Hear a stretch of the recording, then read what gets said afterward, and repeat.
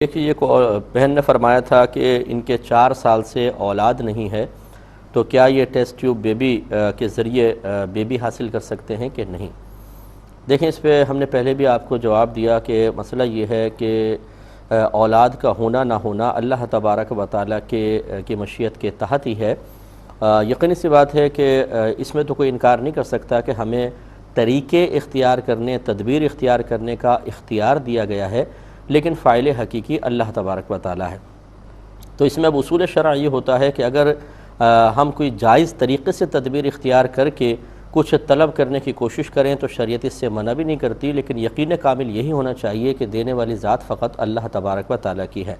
لیکن اگر وہ طریقہ جائز نہ ہو تو پھر ناجائز طریقہ اختیار کرنے کی اجازت نہیں ہوتی، بلکہ اب بھروسہ اور توکل کامل طور پر اللہ تعالیٰ کی طرف کرنا چاہیے، یا پھر کوئی جائز طریقے ہی اختیار کرنے چاہیے، جیسے دعا کروائیں، کوئی وظیفہ وغیرہ ہے، یا کوئی ٹیبلٹ وغیرہ اگر ڈاکٹر کہتے ہیں وہ یوز کر لیں، آپ نے ظاہری دوائیاں یوز کر لیں، یہی بہتر ہے، کیونکہ اس میں ویسے ہی چانسز کوئی 100% نہیں ہوتے ہیں، 50-50 چانسز ہوتے ہیں، اور ستر کھولے بغیر یہ معاملات نہیں ہو سکتے ہیں، اور اولاد کا نہ ہونا یا اس کے لیے کوئی طریقہ اختیار کرنا یہ کوئی ایسی ضروری چیز نہیں ہے، یعنی شریعت کی نگاہوں میں کہ اس کے لیے ایک حرام چیز کا ارتکاب جو یقینی طور پہ حرام ہے وہ کرنے کی اجازت ہو۔ یقینی طور پہ حرام کیا ہے کہ اپنا ستر کسی کے سامنے کھولنا، مرد کے سامنے، عورت کے سامنے بھی بلا ضرورت ستر نہیں کھول سکتی ہے۔ اس لیے ہم اپنی بہن سے گزارش کریں گے کہ صبر و تحمل سے کام لیں، اللہ تبارک و تعالیٰ سے التجا کریں، اور اس کی رضا پر راضی رہنے کی عادت ڈالیں۔ یہ ذہن رکھیں کہ اللہ تعالیٰ ہمارا رب ہے اور ہم اس کے بندے ہیں۔ معاملہ اب یوں ہوگا کہ اللہ تعالیٰ کی مرضی چلے گی اور ہم اس کے تابع ہوں گے اور دل سے راضی بھی ہوں گے۔ معاملہ برعکس کرنے کی کوشش کرنے میں خطرہ ہے۔ ہم بعض اوقات اپنے آپ کو بندہ کہتے ہیں، لیکن معاملہ ایسا چاہتے ہیں کہ میں جو کہوں اللہ تبارک و تعالیٰ فوراً مان لے، میں جو مانگوں وہ اللہ تعالیٰ کو دینا چاہیے، اگر نہیں دے گا تو شکوہ، شکایت یا عالم بغاوت اٹھا لیں گے۔ یہ نہیں ہونا چاہیے، اللہ کی رضا پر راضی رہیے۔ ہم بھی آپ کے لیے دعا کرتے ہیں، اپنے بڑوں سے بھی دعا کرائیے، خصوصاً اپنے والدین سے دعا کرواتے رہیں، اللہ تبارک و تعالیٰ ضرور کرم فرمائے گا،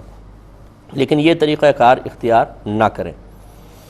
ایک یہ کہتی ہیں کہ اگر کسی کے پاس 3.5 لاکھ روپے ہیں، مالیت وغیرہ کی کچھ چیزیں ہیں، اور ان کی فقط 2 بیٹیاں ہیں، تو کیا حکم شرع ہوگا، ان کی وراثت کیسے تقسیم ہوگی؟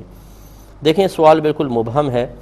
مسئلہ یہ ہے کہ جب صرف بیٹیاں ہوں تو بیٹیوں کو کل مال کا 2 دیا جاتا ہے، لیکن یہ دیکھیں گے کہ شوہر ہیں کہ نہیں ہیں، پھر خود ان کے بھائی بہن اس خاتون کے اور ان کے والدین ہیں کہ نہیں، ان تمام کو دیکھنے کے بعد پھر فیصلہ ہو سکتا ہے کہ بچیوں تک کتنا پہنچے گا اور باقی کس کس کو ملے گا۔ اس لیے بہتر یہ ہوتا ہے کہ وراثت کے جتنے بھی مسائل ہیں وہ ہماری گزارش ہے کہ آپ مجھے ای میل کر دیا کریں پوری تفصیل کے ساتھ، تو انشاءاللہ وہاں پر ہم آپ کو جواب دے سکیں گے۔ ایک یہ کہتی ہیں کہ میرے شوہر کے بھائی اپاہج ہیں اور ان کے لیے ایک مخصوص موٹر سائیکل تیار کروائی گئی ہے تاکہ وہ آرام سے اس کو چلا سکیں، لیکن اب وہ جو موٹر سائیکل لی اس میں شاید کوئی موٹر یا کوئی کام کروانا ہے اور اب اتنی گنجائش نہیں ہے کہ مزید ان کے شوہر کو کام کروا سکیں، تو کیا یہ زکوٰۃ وصول کر کے اور پھر اس کو کمپلیٹ کر کے اپنے بھائی کو دے سکتے ہیں یا نہیں؟ دیکھیں زکوٰۃ کی وصولی کے لیے انسان کا زکوٰۃ وصول کرنے کا مستحق ہونا ضروری ہے، اور استحقاق اس وقت ثابت ہوگا، یعنی ان کو یہ لینے کا حق اس وقت ہوگا کہ جب آپ کے شوہر کے پاس نہ 7.5 تولہ سونا ہو، نہ 52.5 تولہ چاندی ہو، نہ اتنا کیش ہو کہ جس سے یہ 52.5 تولہ چاندی خرید سکتے ہوں، جو آج کل تقریباً 45,000 48,000 کے قریب آتی ہے، نہ ان کے پاس کوئی پرائز بانڈز یا شیئرز اتنی مالیت کے ہوں، نہ ان کی ملکیت میں گھر میں ضروریات زندگی سے زیادہ اتنا سامان ہو کہ اگر اس کی قیمتوں کو لگایا جائے تو 52.5 تولہ چاندی کی قیمت تک پہنچ جائیں، یا اگر یہ ہیں بالفرض چیزیں ہیں تو پھر ان پر اتنا قرضہ ہو، فرض کر لیں کہ جو اگر قرضہ ادا کر دیں تو پھر یہ نصاب باقی نہ رہے پھر تو ٹھیک ہے، لیکن اگر ایسا نہیں ہے، قرضہ تھوڑا بہت ادا کر دیں تب بھی نصاب کے برابر چیزیں باقی رہیں گی، تو آپ کے شوہر پھر زکوٰۃ کے مستحق نہیں ہیں۔ یوں ہی اگر گھر میں اپنی ملکیت میں فی الحال جو ہے سامنے